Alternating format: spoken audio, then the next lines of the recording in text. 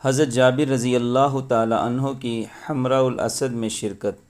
احد کی لڑائی سے فراغت پر مسلمان مدینہ طیبہ پہنچے۔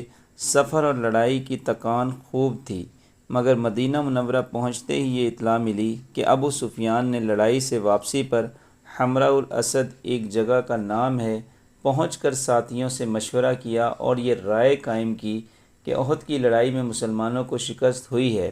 ایسے موقع کو غنیمت سمجھنا چاہیے تھا کہ نامعلوم پھر ایسا وقت آ سکے یا نہ آ سکے، اس لیے حضور صلی اللہ علیہ وسلم کو نعوذ باللہ قتل کر کے لوٹنا چاہیے تھا۔ اس ارادہ سے اس نے واپسی کا مشورہ کیا۔ حضور اقدس صلی اللہ علیہ وسلم نے اعلان فرما دیا کہ جو لوگ احد میں ساتھ تھے وہی صرف ساتھ ہوں اور دوبارہ حملہ کے لیے چلنا چاہیے۔ اگرچہ مسلمان اس وقت تھکے ہوئے تھے، مگر اس کے باوجود سب کے سب تیار ہو گئے۔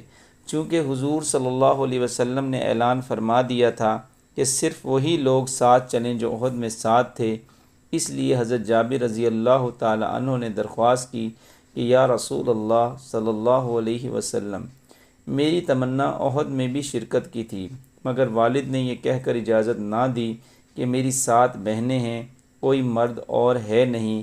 انہوں نے فرمایا تھا کہ ہم دونوں میں سے ایک کا رہنا ضروری ہے، اور وہ خود جانے کا ارادہ فرما چکے تھے، اس لیے مجھے اجازت نہ دی تھی۔ احد کی لڑائی میں ان کی شہادت ہو گئی۔ اب حضور صلی اللہ علیہ وسلم مجھے اجازت مرحمت فرما دیں کہ میں بھی ہم رکاب چلوں۔ حضور صلی اللہ علیہ وسلم نے اجازت فرما دی۔ ان کے علاوہ اور کوئی ایسا شخص نہیں گیا جو احد میں شریک نہ ہو۔ فائدے میں شیخ الحدیث رحمۃ اللہ علیہ لکھتے ہیں، حضرت جابر رضی اللہ تعالی عنہ کا اس شوق و تمنا سے اجازت مانگنا کس قدر قابل رشک ہے کہ والد کا ابھی انتقال ہوا ہے، قرضہ بھی باپ کے ذمہ بہت سا ہے، وہ بھی یہود کا جو سختی کا برتاؤ کیا کرتے تھے اور ان کے ساتھ خاص طور سے سختی کا معاملہ کر رہے تھے۔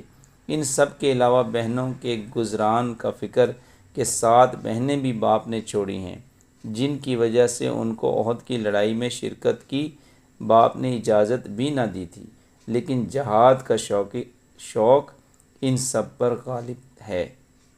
اللہ تعالیٰ سے دعا ہے کہ اللہ تعالیٰ ہمیں بھی صحابہ کرام رضی اللہ عنہم اجمعین کی سچی پیروی اور اتباع نصیب فرمائے، اور اللہ تعالیٰ ان باتوں کو دوسروں تک پہنچانے کی بھی توفیق عطا فرمائے۔ آمین ثم آمین۔ جزاکم اللہ خیرہ۔